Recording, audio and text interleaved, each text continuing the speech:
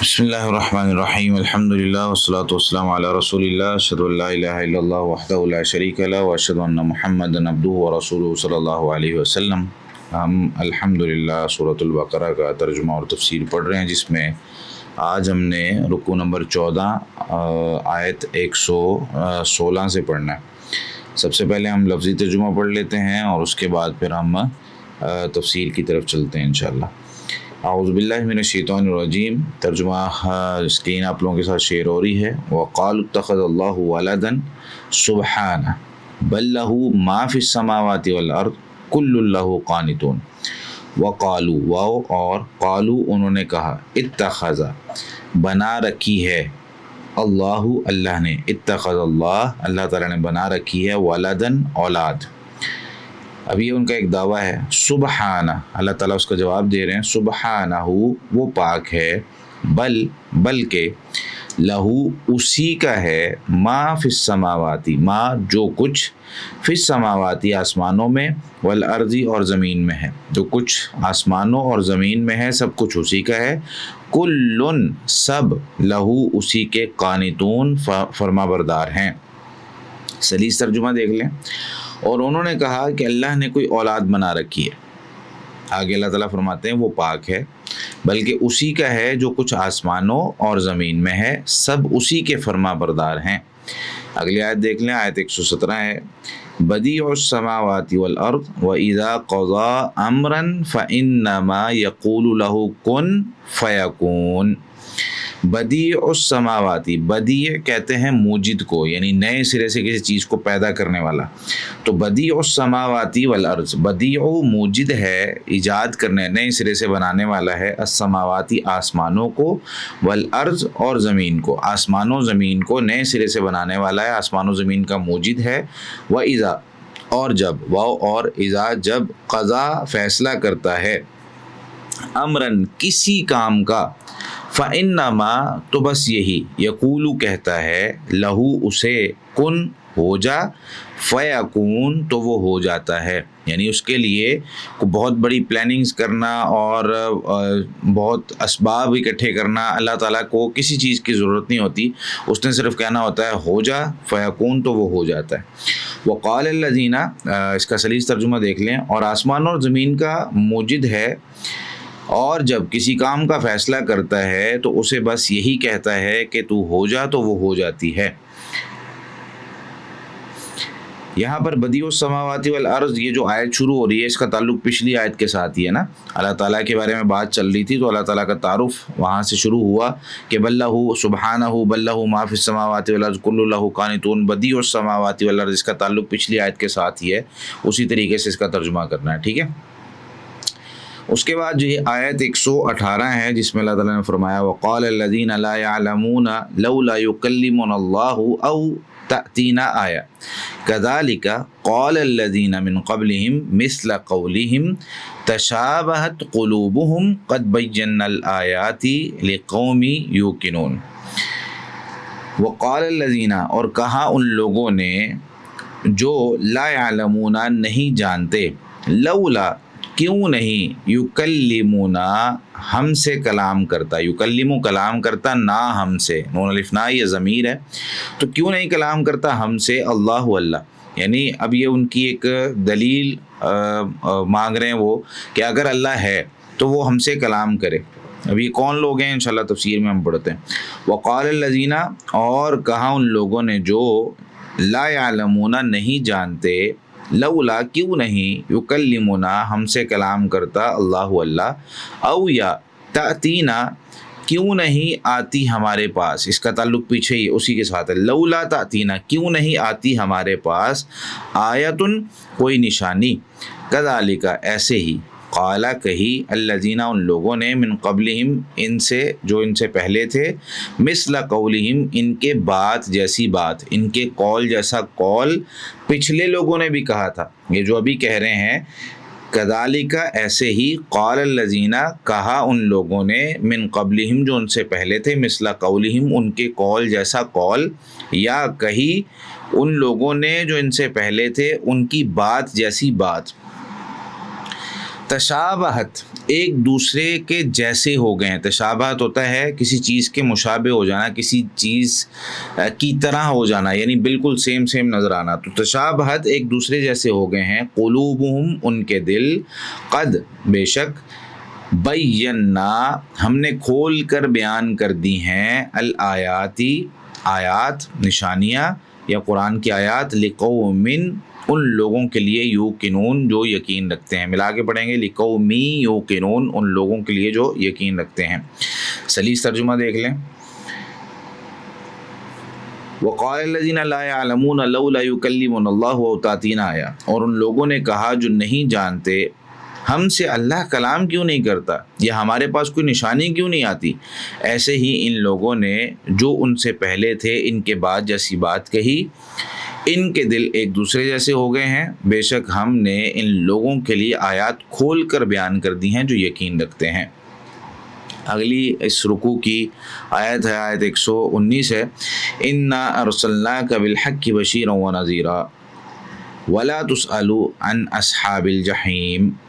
انا بے شک ہم نے، انا بے شک ہم نے، تو انا ارسلنا کا اس دونوں میں، ان دونوں الفاظ میں نا، انا میں بھی بے شک ہم کا معنی ہے اور ارسلنا میں بھی ہم کا معنی ہے. ٹھیک ہے، ارسلنا ہم نے بھیجا، کا تجھے ہم نے بھیجا تجھے. تو انا ارسلنا کا، انا بے شک ہم نے، یہاں پہ لفظی ترجمے کے اندر ہم رہ گیا ہے تو وہ آپ لوگ ایڈ کر لیں، باقی میں انشاءاللہ اس کو کروا کے بھیج دوں گا. تو انا بے شک ہم نے، ارسلنا کا ہم نے بھیجا ہے تجھے، بالحق کی حق کے ساتھ. یہ ایک الگ چیز ہے کہ حق کے ساتھ بھیجا، اس کا کیا مطلب ہے وہ ایک الگ تفسیر اس کی ہوگی. اچھا، حق کے ساتھ بھیجا ہے کیا کرنے کے لیے؟ بشیرا و نذیرا، بشیرن خوشخبری دینے والا، و نذیرن اور ڈرانے والا بنا کر. ہم نے آپ کو بھیجا ہے خوشخبری دینے والا اور ڈرانے والا بنا کر، بالحق حق کے ساتھ. یہ ایک الگ چیز ہے، بشیر الگ ہے، نذیر الگ ہے. ولا تسألو اور نہیں، تسألو تجھ سے پوچھا جائے گا، تسأل سوال سے ہے نا، تسألو تجھ سے سوال کیا جائے گا، تجھ سے پوچھا جائے گا. تو ولا تسألو تجھ سے نہیں پوچھا جائے گا، عن اصحاب الجحیم جہنم والوں کے بارے میں. یعنی آپ کا کام سمجھانا ہے، آپ نے بتا دیا. اب زبردستی تو نہیں لوگوں کو لے کے آنا نا. اگر کوئی شخص مانتا ہے تو ٹھیک ہے، نہیں مانتا تو آپ کا کام سمجھانا تھا. آپ بشیر بھی ہیں، نذیر بھی ہیں، آپ نے خوشخبریاں بھی سنا دی. بھائی کرو گے تو جنت ملے گی. باقی انشاءاللہ تفسیر میں ہم پڑھتے ہیں. اس سے اگلی آیت ہے آیت 120، وَلَن تَرْضَىٰ عَنْكَ الْيَهُودُ وَلَا النَّصَارَىٰ حَتَّىٰ تَتَّبِعَ مِلَّتَهُمْ قُلْ إِنَّ هُدَى اللَّهِ هُوَ الْهُدَىٰ وَلَئِنِ اتَّبَعْتَ أَهْوَاءَهُمْ بَعْدَ الَّذِي جَاءَكَ مِنَ الْعِلْمِ مَا لَكَ مِنَ اللَّهِ مِن وَلِيٍّ وَلَا نَصِيرٍ. ولن واو اور لن ہرگز نہیں، ترضا راضی ہوں گے، ان کا تجھ سے، ان کا تجھ سے، الیہود یہودی، ولن نصارا اور نہ نصارا، تجھ سے یہودی بھی راضی نہیں ہوں گے، نصارا بھی راضی نہیں ہوں گے، حتی یہاں تک کہ تتبع تو پیروی کرے، ملتہم ان کی ملت کی. یعنی آپ ان کے لیے جو مرضی کرتے رہیں، جب تک آپ ان کی بات نہیں مانتے، جو وہ کہہ رہے ہیں اس وقت تک وہ آپ کو اپنے ساتھ کا نہیں مانیں گے. تو آپ سے راضی نہیں ہوں گے حتیٰ کہ آپ ان کی ملت کی پیروی کریں. ملت سے مراد یہاں پر تفسیر میں انشاءاللہ باقی پڑھتے ہیں. اچھا جی، تو کدھر ہیں ہم؟ قل کہہ دیجئے، ان بے شک، ہدی اللہ اللہ کی ہدایت، اللہ ہی کی ہدایت، هو الہدیٰ وہی اصل ہدایت ہے. وَلَئِنِ اتَّبَعْتَ وَلَئِن اور اگر، واو اور لئن یقیناً اگر، اتبعت اہواءہم تو نے پیروی کی، اہواءہم ان کی خواہشات کی، اتبعت تو نے یعنی اے نبی صلی اللہ علیہ وسلم آپ نے پیروی کی، اہواءہم ان کی خواہشات کی، بعد الذی اس کے بعد جو جاءک آ گیا ہے تیرے پاس، جاء آ گیا ہے، کا تیرے پاس، من العلم علم جو تیرے پاس علم آ گیا. اب علم کے بعد اگر آپ نے ان کی خواہشات کی پیروی کی تو کیا ہوگا؟ ما لکا نہیں ہوگا تیرے لیے، ما نہیں ہوگا لکا تیرے لیے، من اللہ اللہ سے، من ولی کوئی دوست، ولا نصیر اور نہ مددگار. یعنی یہ سمجھانے کے لیے ہمیں کہا جا رہا ہے نبی کریم صلی اللہ علیہ وسلم نے تو ایسا کوئی کام نہیں کرنا تھا، لیکن اگر آپ نے ان کی خواہشات کی پیروی کر لی جو کہ اللہ تعالیٰ نے آپ کو منع کیا ہے تو پھر اللہ تعالیٰ سے آپ کو کوئی بچا نہیں سکتا. اس رکوع کی آخری آیت 121 ہے، الذین آتیناہم الکتاب یتلونہ حق تلاوتہ، الذین وہ لوگ، آتیناہم جنہیں ہم نے دی ہے، الکتاب کتاب، یتلونہ وہ اسے پڑھتے ہیں، یتلونہ وہ اسے تلاوت کرتے ہیں، حق تلاوتہ جیسے اسے پڑھنے کا حق ہے، جیسے اسے تلاوت کرنے کا حق ہے، اولئک یہ لوگ ہیں، یؤمنون جو ایمان رکھتے ہیں، بہ اس پر، ومن اور جو کوئی یکفر کفر کرے بھی اس کے ساتھ، فاولئک تو یہی وہ لوگ ہیں، ہم الخاسرون جو خسارہ اٹھانے والے ہیں۔ سلیس ترجمہ دیکھ لیں، اور وہ لوگ جنہیں ہم نے کتاب دی ہے اسے پڑھتے ہیں جیسے اسے پڑھنے کا حق ہے، یہ لوگ اس پر ایمان رکھتے ہیں، اور جو کوئی اس کے ساتھ کفر کرے تو وہی خسارہ اٹھانے والے ہیں۔ تو اب چلتے ہیں جی تفسیر کی طرف۔ آیت 116 سے ہم نے پڑھنا ہے۔ پیچھے ہم پڑھ رہے تھے مساجد سے روکنے والے لوگوں کے، اور پھر مسجدوں کی تفصیل ساری ہم نے پڑھی۔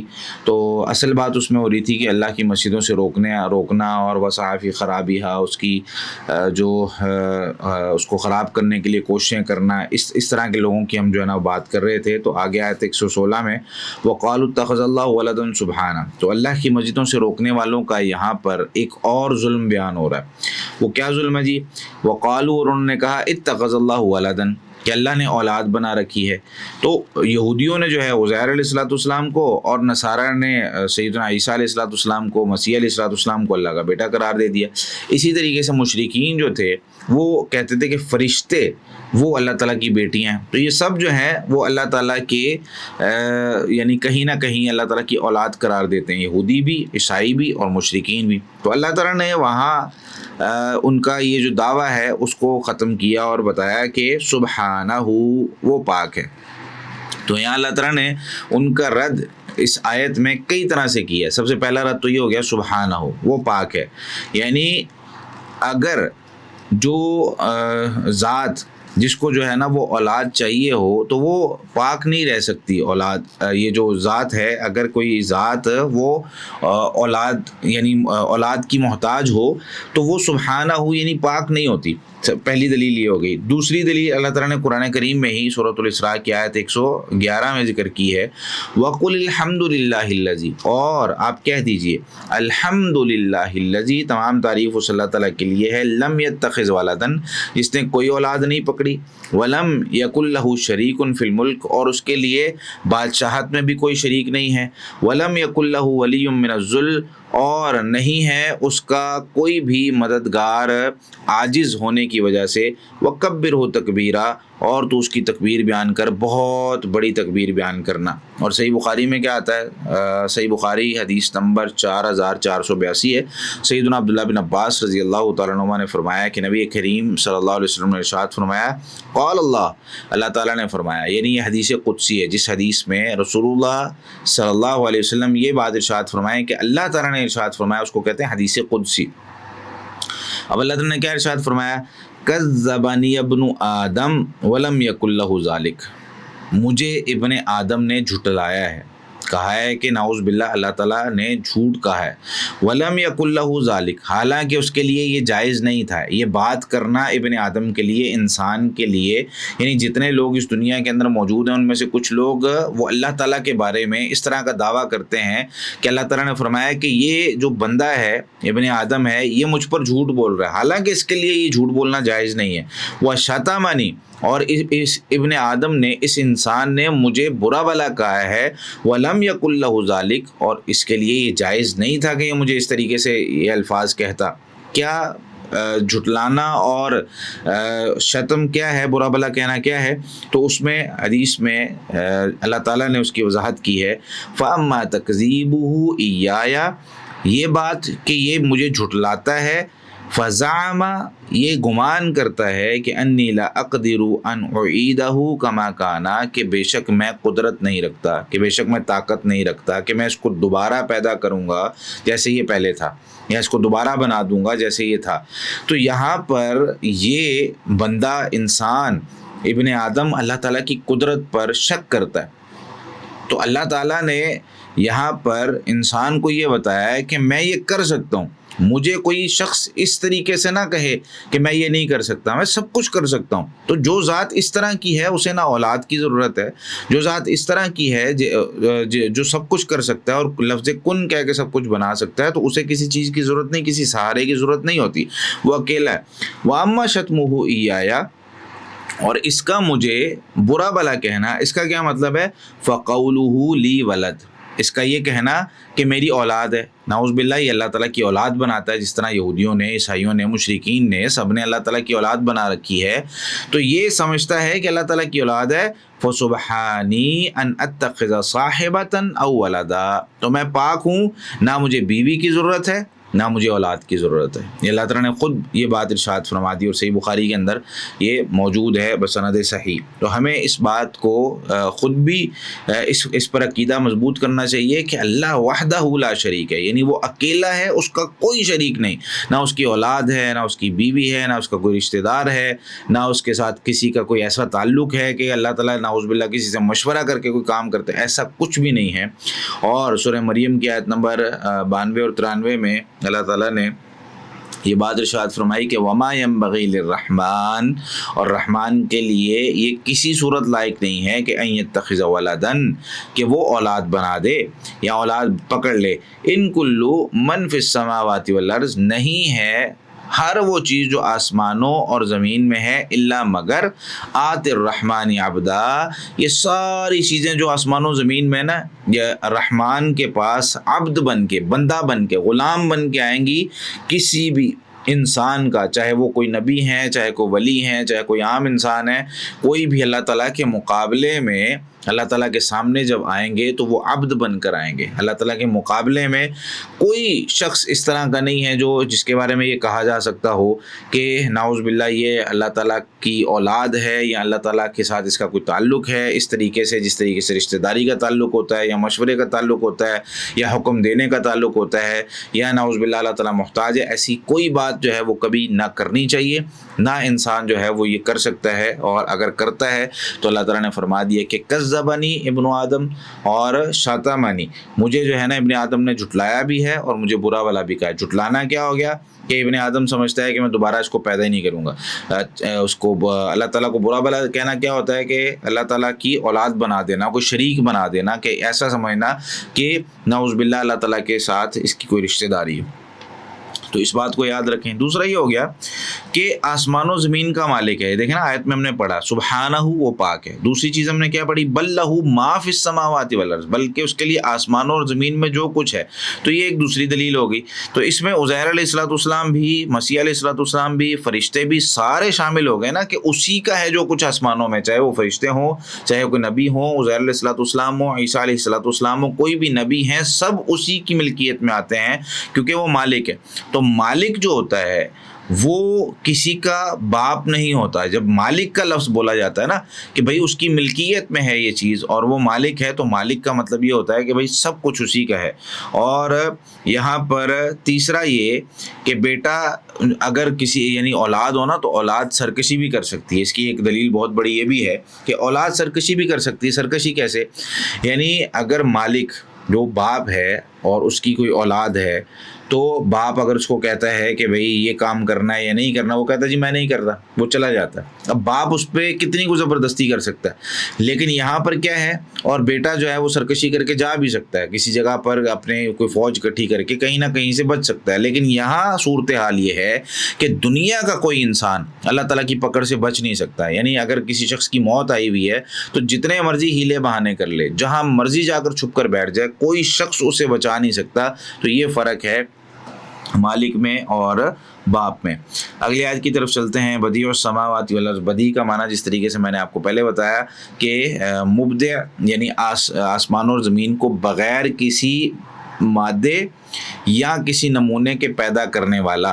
اب جس کے سامنے کوئی نمونہ نہیں ہے، کوئی سیمپل نہیں ہے، دیکھیں آسان ہوتا ہے کسی بھی چیز کو کاپی کرنا۔ اس طریقے سے ہمارے ہاں آج کل چل رہا ہے کہ ہم بہت زیادہ کسی بھی چیز کو دیکھتے ہیں کہ ہاں یار اس نے یہ بنایا ہے تو ہم بنانا شروع کر دیتے ہیں فوری طور پہ، لیکن جو کریٹر ہوتا ہے، جس نے پہلی دفعہ کوئی چیز بنائی ہوتی ہے، تو وہ بڑی مشکل ہوتی ہے۔ تو اللہ تعالیٰ نے دنیا کی ہر چیز کو وہ بدیع السماوات والارض، یعنی اس نے آسمان و زمین کو اور ہر چیز کو اس نے نئے سرے سے پیدا کیا ہے۔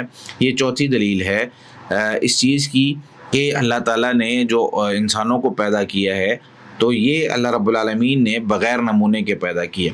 پانچویں دلیل اس کی یہ ہے فَإِنَّمَا يَقُولُ لَهُ كُن فَيَكُونُ۔ اب یہ جو طاقت ہے اللہ تعالیٰ کی، یہ کسی اور میں نہیں ہے۔ جب اللہ تعالیٰ کہتے ہیں کن، ہو جا، فیکون، تو وہ ہو جاتی ہے۔ اب یہ جو دلیل ہے کن فیکون والی، اس کو سب سے پہلے تو یہ بات یاد رکھیں کہ ہمیں اس پر ایمان لانا ضروری ہے، نمبر ایک، اور دوسرا جو لوگ اس پر ایمان لاتے ہیں نا، ان کے لیے پریشان اور مشکل حالات میں یہ لفظ بہت بڑی ایک ہمت اور طاقت ہے کہ میرے اللہ نے تو کن کہنا ہے، فیکون تو وہ ہو جانی ہے، تو میں اللہ تعالیٰ کو راضی کر کے اللہ تعالیٰ سے کن کہلوا دوں۔ میں اللہ تعالیٰ کو کہوں کہ اے اللہ، یعنی میں تہجد پڑھنا شروع کروں، میں توبہ استغفار کرنا شروع کروں، میں اپنے گناہوں کی معافی مانگنا شروع کروں، اور میں کہوں اے اللہ تو نے کن ہی تو کہنا ہے، تو نے کن کہنا اور ہو جانا ہے، تیرے لیے کوئی بہت بڑی بات نہیں ہے، تیرے لیے چھوٹی بات بھی نہیں ہے۔ یعنی ایک ہوتا ہے نا کہ بندہ یہ کہے کہ یار بھائی آپ کر سکتے ہیں، ٹھیک ہے، بندہ کسی کو جا کے کہتا ہے آپ کر سکتے ہیں، آپ 2 لوگوں کو کہیں گے یا 3 لوگوں کو کہیں گے یا کم سے کم 1 لوگوں کو، اللہ نے کسی کو بھی نہیں کہنا، اللہ تعالیٰ نے صرف لفظ کن کہنا ہے تو وہ چیز ہو جانی ہے۔ تو بھائی جس مشکل میں پھنسا ہوا ہوں، جس پریشانی میں پھنسا ہوا ہوں، جو کام میرا نہیں ہو رہا یا جو میری زندگی کے اندر مسائل چل رہے ہیں، میں اللہ تعالیٰ کے سامنے گڑ گڑا کے معافی مانگ کے کہوں اے اللہ تو نے کن تو کہنا ہے، تیرے کن کہنے سے میرا کام ہو جانا ہے، تو میں تیرے انتظار میں ہوں کہ اللہ تو نے کن کہنا ہے، میں نہیں جا رہا لوگوں کے پاس، میں نہیں جا رہا لوگوں کے سامنے مانگنے کے لیے، میں نہیں جا رہا لوگوں کے سامنے جو ہے نا وہ گڑ گڑانے کے لیے اور جو ہے نا وہ اپنی بے عزتی کرانے کے لیے، میں تیرے سامنے ہوں، میں یہاں سجدے میں پڑا ہوں، اے اللہ تو کن کہہ دے، یہ کام ہو جائے گا۔ تو لیکن یہ ہے کہ انسان مسلسل لگا رہے دعا میں۔ سب سے پہلی بات یاد رکھیں جس کے بارے میں نبی کریم صلی اللہ علیہ وسلم نے ارشاد فرمایا ادعوا اللہ وانتم موقنون بالاجابہ، وہ اللہ تعالیٰ سے دعا کرتے ہو نا، تو دعا کرتے ہوئے تمہیں قبولیت کا یقین ہونا چاہیے کہ یہ دعا میری قبول ہونی ہے، لیکن یہ کہیں نہیں کہا کہ دعا کرتے ساتھ فوری قبول ہوتی ہے، کچھ نہ کچھ ڈیلے ہوتا ہے، کبھی جو ہے نا وہ 2 دن کا ہو سکتا ہے، کبھی 1 مہینے کا ہو سکتا ہے، کبھی 1.5 سال کا ہو سکتا ہے، کبھی جو ہے نا وہ 18 سال کا ہو سکتا ہے۔ ایسی مثالیں دیکھیں نا، سیدنا ایوب علیہ السلام بیمار ہیں اور سیدنا ایوب علیہ السلام کی بیماری 18 سال بعد ٹھیک ہوتی ہے، وہ دعائیں کر رہے تھے، حدیث میں آتا ہے 18 سال وہ بیمار رہے۔ نبی کریم صلی اللہ علیہ وسلم جو ہے وہ صلح حدیبیہ پہ جب خواب دیکھ کے جاتے ہیں اور وہاں جا کے عمرہ کرنے کی کوشش کرتے ہیں، نہیں کرنے دیا جاتا، تو 1.5 سال بعد تقریباً جو ہے وہ جا کے مکہ فتح ہوتا ہے۔ تو کئی چیزیں انسان جب سوچ رہا ہوتا ہے یا مانگ رہا ہوتا ہے وہ کچھ دیر بعد پوری ہوتی ہیں، جیسے قبلے کا تبدیل ہونا۔ اب نبی کریم صلی اللہ علیہ وسلم کی خواہش تو تھی لیکن فوری طور پر تبدیل نہیں کیا گیا، اس کو ایک وقت کے بعد کہ قد نرا تقلب وجهك فی السماء، کہ ہم نے آپ کے چہرے کا بار بار آسمان کی طرف اٹھنا دیکھا ہے، اب ہم تبدیل کر رہے ہیں اس کو۔ تو اس میں لگے رہنا یہ بہت ضروری ہے کہ مجھے یقین ہو کہ اللہ رب العالمین نے جس دن کن کہنا ہے ہو جانا ہے، لیکن میں نے اس کن کا انتظار کرنا اور اللہ کو منانا ہے، اے اللہ تو میرے یہ جو جس کام میں جس بیماری میں ہوں اس میں تو نے کن کہنا ہے۔ اگلی آیت کی طرف چلتے ہیں۔ اچھا، اس میں ایک اور چیز ہے کہ کچھ لوگ جو ہیں وہ یہ کہتے ہیں کہ نعوذ باللہ نبی کریم صلی اللہ علیہ وسلم اللہ کے نور کا ٹکڑا ہے، اس طرح کے کچھ الفاظ جو ہے نا وہ بولے جاتے ہیں، یہ بھی جو ہے نا وہ شرک کے معنی میں، یعنی بیٹا قرار اگر کوئی شخص نہیں دیتا لیکن اللہ کے نور میں سے نور کہہ دیتے ہیں اور عقیدہ وہی ہوتا ہے، تو پھر وہ ظاہر سی بات ہے بڑا نقصان ہے۔ اگر ہم اس معنی میں لینا کہ نبی کریم صلی اللہ علیہ وسلم نور ہیں تو پھر ٹھیک ہے، نور سے مراد کیا ہے بھائی کہ دنیا کے اندر وہ جہالت تھی اور جہالت کا اندھیرا تھا، تو نبی کریم صلی اللہ علیہ وسلم نور بن کے آئے اور انہوں نے دنیا کے اندر علم کی روشنی بکھیری، اللہ تعالیٰ کا تعارف بکھیرا، جس سے لوگوں کو صحیح اور غلط کی تمیز ہوگی، اس معنی میں ٹھیک ہے۔ لیکن جب ہم یہ کہیں گے نور من نور اللہ، اللہ کے نور میں سے نور ہیں، تو پھر یہ جو ہے نا وہ بہت غلط عقیدہ بن جاتا ہے۔ اگلی آیت کی طرف چلتے ہیں۔ وقال الذين لا يعلمون لولا يكلمنا الله او تأتينا آية، وقال الذين، اور کہا ان لوگوں نے، لا يعلمون جو نہیں جانتے، تو اس سے مراد کفار عرب ہیں جنہوں نے اپنے سے پہلے لوگ یعنی یہود و نصارہ کی طرح مطالبے کرنے شروع کر دیا۔ مطالبہ ان کا کیا تھا؟ لولا يكلمنا اللہ، ہم سے اللہ کلام کیوں نہیں کرتا، او تأتینا آیا، یا ہمارے پاس کوئی نشانی کیوں نہیں آتی۔ اب یہ جو ہے وہ مطالبے اس سے پہلے بھی ہوئے تھے۔ وقالو، اور انہوں نے کہا، لن نؤمن لک، ہم تجھ پر ہرگز ایمان نہیں لائیں گے، حتیٰ تفجر لنا من الارض ينبوعا، حتیٰ کہ تو زمین سے ہمارے لیے چشمہ بہا دے، یعنی یہاں سے پانی نکلنا شروع ہو جائے اور چشمہ بہنا شروع ہو جائے، کوئی نشانی دکھا نا۔ او تکون لک جنہ، یا تیرے لیے کوئی باغ ہو، من نخیل، کھجوروں کا، وعنب، اور انگوروں کا، فتفجر الانہار خلالها تفجیرا، تو ان کے درمیان جو ہے وہ بہتی ہوئی نہریں بنا دے۔ او تسقط السماء کما زعمت علینا کسفا، یا تو گرا دے آسمان کو جس طرح تو گمان کر کے بیٹھا ہے، علینا ہم پر، کسفن ٹکڑے ٹکڑے کر کر۔ او تأتی باللہ والملائکہ، یا تو لے آئے اللہ کو اور فرشتوں کو قبیلہ سامنے، یعنی کچھ تو کر کے دکھانا۔ یہ مطالبہ اب یہودیوں کا یا عیسائیوں کا چل رہا ہے، وہ کہتے ہیں کہ کچھ نہ کچھ ایسا ہونا چاہیے کہ ہمارے سامنے یا اللہ تعالیٰ آ جائے، یا فرشتے آ جائیں، یا زمین جو ہے نا وہ پھٹ جائے، یا آسمان پھٹ جائے، یا جو ہے وہ چشمے بہہ پڑیں، یا جو ہے نا باغات ہوں، کچھ تو ہو۔ او یکون لک بیت من زخرف، یا تیرے لیے کوئی سونے کا گھر ہو، او ترقی فی السماء، یا تو آسمان میں چڑھے، ولن نؤمن لرقیک، تو ہم ہرگز تیرے چڑھنے پر ایمان نہیں لائیں گے، حتیٰ تنزل علینا کتابا، حتیٰ کہ تو کوئی کتاب لے آئے، نقرأہ، ہم اس کو پڑھیں، یعنی کچھ ایسا آسمان پہ چڑھ کر لے کر ہمارے پاس اللہ تعالیٰ کی طرف سے۔ قل کہہ دیجئے سبحان ربی، میرا رب پاک ہے، هل کنت الا بشر رسولا، میں یہ سارے کام نہیں کر سکتا ہوں، میں کیا ہوں، هل کنت، نہیں ہوں میں، الا بشر رسولا، مگر ایک بشر رسول، میں ایک انسان ہوں، میں ایک رسول ہوں، یہ سارے مطالبات تمہارے میں نہیں پورے کر سکتا، نہ میں کوئی جادوگر ہوں، نہ میں کوئی جو ہے نا وہ اتنی میرے پاس کوئی طاقت ہے، یہ سارے کام میرا اللہ کر سکتا ہے۔ اگر وہ چاہے تو چشمے پھاڑ دے، اگر وہ چاہے تو کسی کے لیے سونے کا گھر بنا دے، یہ جو تمہارے مطالبات ہیں۔ تو اسی طریقے سے مطالبہ جو ہے مشرکین نے بھی کرنا شروع کر دیا۔ اگلی آیت میں ہے، یعنی سورۃ الفرقان کی آیت نمبر 21 میں، وقال الذین، اور کہا ان لوگوں نے، لا یرجون لقاءنا، جو ہماری ملاقات کی امید نہیں رکھتے تھے، انہوں نے کیا کہا، لولا انزل علینا الملائکہ، ہم پر فرشتے کیوں نہیں اتارے جاتے۔ یعنی یہ لوگ مطالبے کس طرح کے کرتے ہیں کہ بھائی اگر واقعی دیکھیں ایک مومن کی زندگی میں نا ایمان کیا ہوتا ہے، یؤمنون بالغیب، کہ مومن جو ہے نا وہ اللہ پر ایمان لاتا ہے بن دیکھے، بہت ساری چیزیں ہیں جس پر بن دیکھے ایمان لاتا ہے۔ اچھا یہ بھی اسی طرح نہیں ہے کہ کہہ دیا گیا تو ایمان لے آؤ، بلکہ اس کے پیچھے دلیلیں ہیں۔ اب جیسے مثال کے طور پر انسان کا جسم ہی ہے، پہلے بھی میں کئی دفعہ مثال دے چکا ہوں، انسان کا جسم ہے تو بھائی ایک طرف ڈاکٹرز کی ٹیم بٹھا لیں، اچھے اسپتالوں میں لے جائیں، اچھی مشینری ہو، علاج چل رہا ہو، اچھی دوائیاں موجود ہوں، لیکن پھر بھی ڈاکٹر کہتا ہے بھائی ہم نہیں بچا سکے، تو پتہ کیا چلا، کوئی ذات ہے اس کے پیچھے جو اس کو چلا رہی تھی اب تک، یہ کیسے یکدم جو ہے ایکسپائر ہو گیا، کیسے یکدم جو ہے وہ ختم ہو گئی اس کی زندگی، تو کوئی نہ کوئی ذات ہے جو اس کو چلا رہی ہے۔ اب وہ ذات کون ہے، اللہ تعالیٰ نے اس کو چھپا کے رکھا۔ اگر تو سب سامنے آ جاتا تو سب مان لیتے، پھر امتحان کس چیز کا تھا؟ امتحان اسی چیز کا ہے کہ اللہ تعالیٰ کو اور اللہ تعالیٰ کی کچھ چیزوں کو بن دیکھے ماننا ہے۔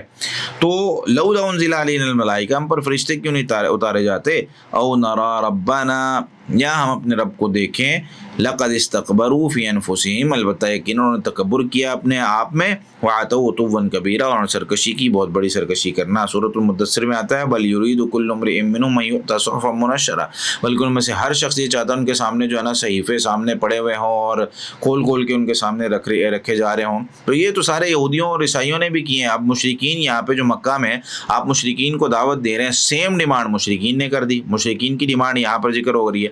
وقال الذین لا یعلمون، اور کہا ان لوگوں نے جو نہیں جانتے یعنی مشرکین، لولا یکلمنا اللہ، ہم سے اللہ کلام کیوں نہیں کرتا، او تاتینا آیا، یا ہمارے پاس کوئی نشانی کیوں نہیں آتی، کذالک قال الذین من قبلہم، تو اللہ تعالیٰ نے فرمایا کہ اسی طریقے سے ان لوگوں نے بھی بات کہی تھی جو ان سے پہلے تھے، مثل قولہم، ان کے بات جیسی بات، تشابہت قلوبہم، ان کے دل آپس میں ایک دوسرے جیسے ہو گئے ہیں، یعنی ان سب کی سوچ ایک جیسی ہے کہ قرآن کریم سے رسول اللہ صلی اللہ علیہ وسلم کا واضح صدق اور سچائی ثابت ہے۔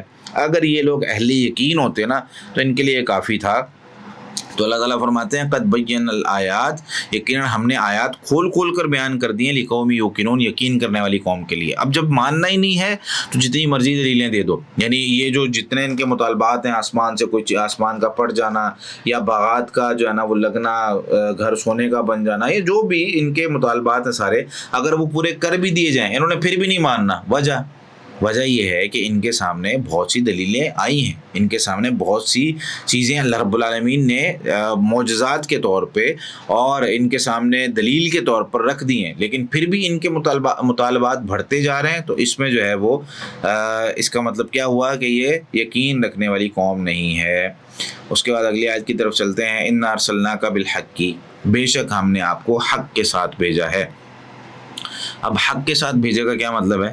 تمہارے پاس جو رسول آیا نا، تم خود جانتے ہو کہ آج تک اس نے کبھی جھوٹ نہیں بولا. جو شخص کسی انسان کے بارے میں جھوٹ نہیں بول سکتا، جو شخص کسی کے بارے میں یہ نہیں کہتا کہ اس نے یہ غلط کام کیا ہے یا صحیح کام کیا ہے، اور تم اسے کبھی جھٹلا نہیں سکتے، جس کو تم صادق اور امین کہتے ہو. 40 سال کا عرصہ اس نے تمہارے درمیان گزارا اور تم اس کو کہتے ہو کہ سب سے سچا اور سب سے امانت دار ہے. تمہارا کیا مطلب ہے کہ وہ اللہ پر جھوٹ تراش سکتا ہے؟ اچھا، نیز تم یہ بھی جانتے ہو کہ لکھنا پڑھنا نہیں جانتا، اس کا کوئی استاد نہیں ہے، پھر وہ ایسا کلام کیسے پیش کر سکتا ہے جس کے سامنے تم سب عاجز آ گئے ہو کہ اس نے ایک کلام پیش کر دیا. اب تمہیں کہا کہ بھائی جاؤ اس جیسی ایک صورت لے آؤ، اس جیسی ایک آیت لے آؤ، تم بنا ہی نہیں پا رہے. تو جب ایک بندہ پڑھا لکھا نہیں ہے، یہ معجزات ہیں جو تمہارے سامنے پیش کیے جا رہے ہیں، اس سے بڑی دلیلیں کیا ہونی چاہیے؟ اب ایک شخص ہے وہ کھڑا ہو کے تمہارے سامنے ایک کلام پڑھ رہا ہے اور کہہ رہا ہے یہ اللہ کا کلام ہے، اور کہہ رہا ہے کہ اگر تم سمجھتے ہو کہ یار میں بنا سکتا ہوں، اگر تم سمجھتے ہو کہ یہاں پہ ہماری سوسائٹی میں سے کوئی شخص اس کو بنا سکتا ہے تو ٹھیک ہے بھائی تم بھی بنا لو. لیکن آج تک تم بنا ہی نہیں پائے. اور پھر نبی کریم صلی اللہ علیہ وسلم کی نبوت کی اور کئی ایک دلیلیں قرآن میں اور حدیث میں، چلو قرآن و حدیث میں نہ بھی ہوں تو ویسے ہی تمہارے سامنے اس طرح کی دلیلیں بہت ساری موجود ہیں.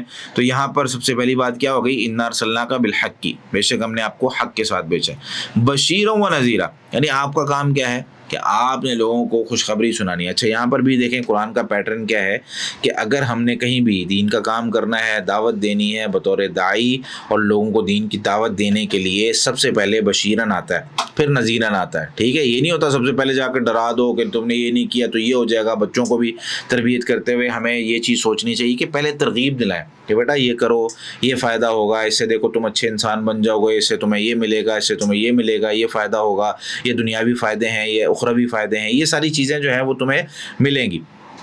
تو اب یہاں پر ہمیں اسی پیٹرن سے کام کرنا چاہیے کہ انا ارسلناک بالحق بشیرا و نذیرا، کہ بے شک ہم نے آپ کو بشیر بنا کے بھیجا ہے یعنی خوشخبری دینے والا، و نذیرن، اور نذیر بنا کے بھیجا ہے یعنی ڈرانے والا. سب سے پہلے کیا کرنا ہوتا ہے؟ پیغام پہنچانے کے لیے انسان کو یہ بتانا ہوتا ہے کہ اگر تو نے یہ کیا تو تجھے جنت ملے گی، اگر تو نے یہ کیا تو یہ ثواب ملے گا، اگر تو نے یہ کیا اللہ تعالیٰ راضی ہوں گے، اگر تو نے یہ کیا تو تمہارے ابو کو، تمہاری امی کو، تمہارے دادا ابو کو اچھا لگے گا. اس طرح کے الفاظ کہنے چاہیے. اور پھر اگر کوئی شخص بار بار کرنے پر، ترغیب دلانے پہ نہیں تو پھر اس کو سزا دی جاتی ہے، ڈرایا جاتا ہے، کہا جاتا ہے اگر اب تم نے یہ کیا تو تمہیں یہ سزا بھی مل سکتی ہے. تو یہ ایک پیٹرن ہوتا ہے. وَلَا تُسْأَلُوا عَنْ أَصْحَابِ الْجَحِيمِ، اور دعوت کے اصولوں میں سے ایک اصول ہے کہ بھئی ہمارا کام جو ہوتا ہے نا دعوت دینا ہوتا ہے، ہمارا کام سمجھانا ہوتا ہے، زبردستی نہیں ہوتا. جس طرح اس وقت ہماری سوسائٹی کے اندر زبردستی لوگوں کو دین کی طرف، یا زبردستی لوگوں کو دین کی طرف نہیں بلکہ اپنی سوچ کی طرف، کہ بھائی میں یہ چاہتا ہوں، وہ جو میرا طریقہ ہوتا ہے نا اس کو میں منہج کا نام دے دیتا ہوں، وہ جو میرا طریقہ ہوتا ہے نا اس کو میں قرآن و حدیث کا نام دے دیتا ہوں، وہ جو میرا طریقہ ہوتا ہے اس کو میں دین کا نام دے دیتا ہوں. اور میں کہتا ہوں یار بھائی اگر میں یہ کرتا ہوں تو ساری دنیا کو یہ کرنا چاہیے. میں اگرچہ 10 اور بڑے جرم کر رہا ہوں لیکن وہ جو ایک چیز میں صحیح کرتا ہوں میں کہتا ہوں یہ پوری دنیا میں نافذ ہونی چاہیے. یہ طریقہ کار غلط ہے. میرا کام ہے اچھے اخلاق کے ساتھ، نرمی کے ساتھ لوگوں تک دین کو پہنچانا. میرا کام ہے لوگوں کو صرف یہ بتانا کہ اللہ اور اللہ کے رسول صلی اللہ علیہ وسلم کیا چاہتے ہیں، تمہاری زندگی اچھی کیسے ہو سکتی ہے. اب ایک شخص اگر نہیں مان رہا تو وہ اس کا مسئلہ ہے. ہاں بطور باپ، بطور حکمران میں کچھ سختیاں کر سکتا ہوں، لیکن اس کے علاوہ جو عام لوگ ہوتے ہیں ان پہ میں سختی نہیں کر سکتا. مجھے نرمی کا حکم ہے. ٹھیک ہے، جس طرح نبی کریم صلی اللہ علیہ وسلم نے کبھی بھی دعوت میں سختی نہیں کی. بھائی جس نے اسلام لانا ہے نا وہ آرام سے لے آئے. ٹھیک ہے، جس نے اسلام لانا ہے وہ نرمی سے لے آئے. دیکھیں نا وہ ثمامہ بن اسال رضی اللہ تعالیٰ عنہ جب ابھی مسلمان نہیں ہوئے تھے اور مسجد کے ستون کے ساتھ باندھا ہوا تھا تو 3 دن ان کو جا کے پیار سے پوچھا ہے. ٹھیک ہے، زبردستی نہیں کی. اس نے آگے سے کہا ہے کہ بھائی اگر مجھے مارو گے تو تم سے بدلہ لیا جائے گا. تو نبی کریم صلی اللہ علیہ وسلم نے، اور اس نے پھر یہ بھی کہا کہ بھائی اگر پیسے ویسے چاہیے تو وہ مانگ لو. آپ نے کہا بھائی ٹھیک ہے زبردستی نہیں ہے، اس کو چھوڑ دو. تیسرے دن وہ جا کے اس نے غسل کیا، واپس آ کے کلمہ پڑھ لیا. کیا تھا؟ اچھا اخلاق لوگوں کے سامنے پیش کریں گے نا، جب اپنی اچھائیاں پیش کریں گے، بطور مسلمان اپنے آپ کو پیش کریں گے. بھائی ٹھیک ہے کمی کوتاہی ہر انسان میں ہوتی ہے، لیکن میں کوشش تو کرتا ہوں اچھا بننے کی، میں کوشش تو کرتا ہوں اچھا اخلاق اپنانے کی، اچھا عمل اپنانے کی. تو اس سے کیا ہوتا ہے، لوگ بھی متاثر ہوتے ہیں، اسلام بھی عام ہوتا ہے اور لوگوں تک پھیلتا ہے. لیکن اس وقت صورتحال یہ ہے کہ جو مجھے اچھا لگتا ہے وہ میں دوسروں پر زبردستی لاگو کرنے کی کوشش کر رہا ہوتا ہوں، اور اسلام کا طریقہ کار یہ نہیں ہے. وَلَا تُسْأَلُوا عَنْ أَصْحَابِ الْجَحِيمِ. ہاں جب کوئی فتنہ پھیلا رہا ہو، جب کوئی مسلمانوں کو جو ہے نا وہ مار رہا ہو، تنگ کر رہا ہو، تو پھر زبردستی کی جاتی ہے، اور زبردستی اس کو ظلم سے روکنے کے لیے کی جاتی ہے. زبردستی اس کو مسلمان بنانے کے لیے نہیں کی جاتی. اس وقت بھی اگر کوئی قیدی ہو کر آتے ہیں، دیکھیں آپ نبی کریم صلی اللہ علیہ وسلم کے زمانے میں جب جنگ ہوتی تھی تو جنگ اس لیے نہیں ہوتی تھی کہ مسلمان کرنا ہے. اگر کوئی کافر کوئی بچہ ہمارے پاس آ گیا ہے، کوئی عورت آ گئی ہے، تو اس کو کوشش یہ کی جاتی تھی کہ مسلمان ہو جائے. مسلمان کر کے اس کو آزاد کیا جاتا تھا، یا بچہ جو تھا اس کو غلام آزاد کریں. آپ دیکھیں کتنے کفارے ہیں یا کتنے جو ہے نا وہ فدیے اس طرح کے جس میں ایک غلام آزاد کریں، غلام آزاد کریں. یعنی بہت زیادہ ترغیب دلائی گئی ہے. لیکن کیا ہے کہ اس کو مسلمان کر کے آزاد کریں، اس کو جو ہے نا وہ اچھے اخلاق کے ساتھ، نرمی کے ساتھ بتائیں کہ بھئی اسلام کیا ہے. اور اگر کوئی شخص مسلمانوں کے خلاف ہوتا ہے تو اس کے ساتھ لڑا بھی جا سکتا ہے. لیکن کیا ہے، وَلَا تُسْأَلُوا عَنْ أَصْحَابِ الْجَحِيمِ. ہمارا کام ہے بھئی دعوت دینا. اس کا یہ مطلب نہیں ہے کہ ہم چپ کر کے بیٹھے رہیں، ہم سے کون سا پوچھا جائے گا. یہ بھی غلط ہے. ہم نے دعوت کا کام کرنا ہے، کیونکہ ہم بہترین امت ہے. کنتم خیر امت اخرجت للناس. تم بہترین امت ہو جنہیں لوگوں کے لیے بھیجا گیا ہے. لیکن تمہارے 3 وصف ہیں: تأمرون بالمعروف وتنہون عن المنکر وتؤمنون باللہ. کہ تم نیکی کا حکم دیتے ہو، برائی سے روکتے ہو، اور اللہ پر ایمان لاتے ہو. تو نیکی سے اگر روکیں، نیکی کا حکم نہیں دیں گے، برائی سے روکیں گے نہیں، اور اللہ پر ایمان نہیں لائیں گے، تو بہترین امت تو پھر ختم ہوگی نا. تو بہتر بننے کے لیے اچھے اخلاق سے لوگوں کو دعوت دینی ہے. اپنی اولاد کو سمجھانا ہے، اپنی بیوی کو سمجھانا ہے، بیوی شوہر کو سمجھائے گی، اپنے سوسائٹی میں لوگوں کو سمجھانا ہے، اپنے محلے میں سمجھانا ہے، جہاں کہیں آواز پہنچا سکتے ہیں سوشل میڈیا کے ذریعے سے وہاں تک پہنچانا ہے. تو یہ سارے کام ہمارے ہیں. اللہ رب العالمین سے دعا ہے کہ اللہ تعالیٰ ہمیں سمجھ کر عمل کرنے کی توفیق عطا فرمائے. یہاں تک ہم رکھتے ہیں انشاءاللہ.